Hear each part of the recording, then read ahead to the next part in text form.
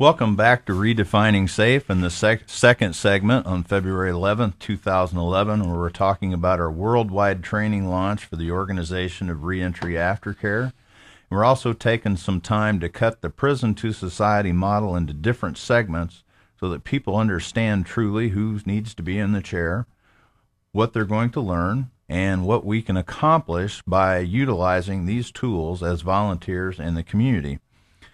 So as we go into this training launch, we kind of briefly talked in the first segment about the training intake to gate and who that was for, and that's basically for corrections and decision makers and kind of a total overview of what happens between the time someone walks into the prison and the time someone walks out the gate.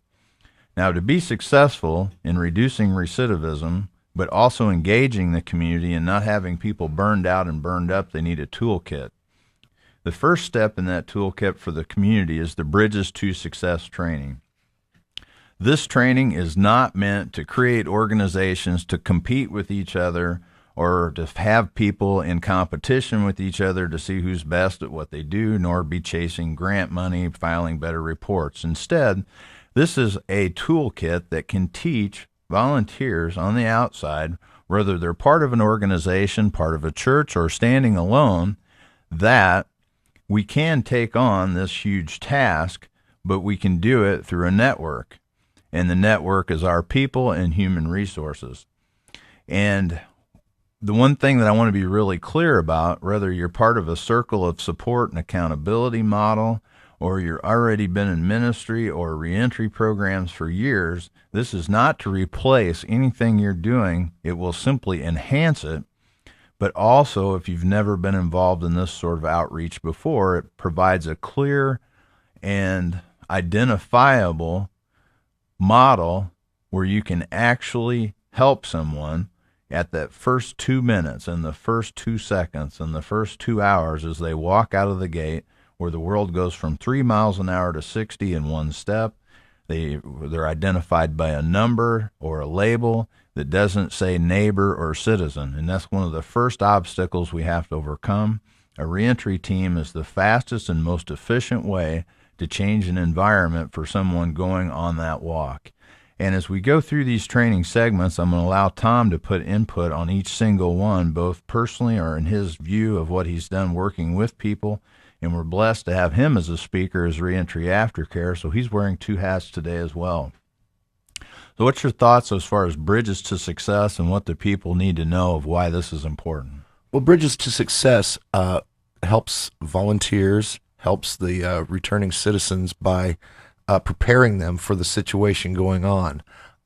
Most people in society don't understand what kind of disconnect there is once you're behind the fence or the walls or whatever the situation may be. But when you disconnect's even greater than no Facebook, right? It's incomprehensible to most people in society just kind of what kind of shock goes on once you walk outside the gate. I remember walking into a Hy-Vee and was told to go grab what you want to eat, and I couldn't do it because there was too many choices. It's just a panic sets in. And I'm sure that on the other side of that, the volunteers there's a disconnect there because what do we do for this person? How do we provide for them? What's going through their head? Through these trainings, you can find out what's going through their head. You know what to expect, and you can segment it out in the rule of tools, exactly how to get through it. This is a great segue where we need to go about talking about the next training too, because also on our website soon we're going to have some footage that we shot right here at Des Moines Amplified of talking about the barriers to success and different things that go on during those time increments. And we'll have that available as we continue to promote this training so people understand the importance of that. But one thing that's really clear, Tom mentioned one of thousands of obstacles. You mentioned one trip to a grocery store. Uh-huh.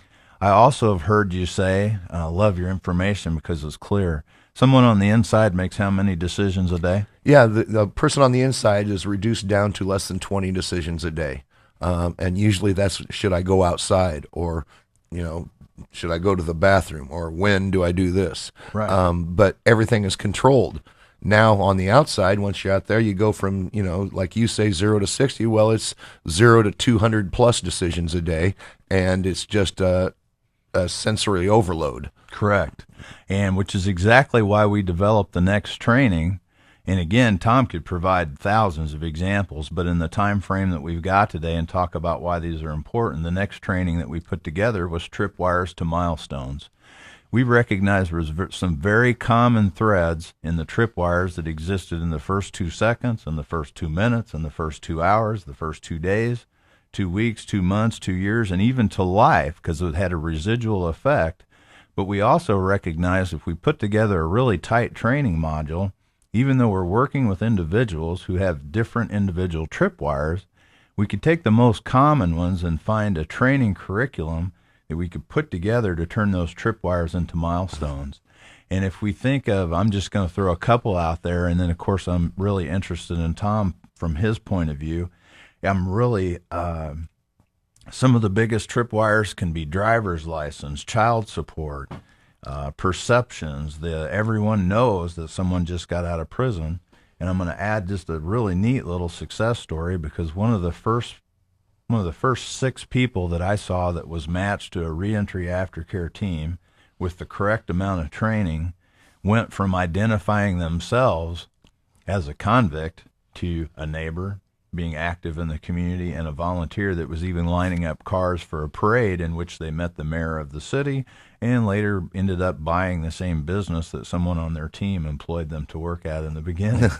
So I want you to speak a little bit about tripwires and why that's important to you.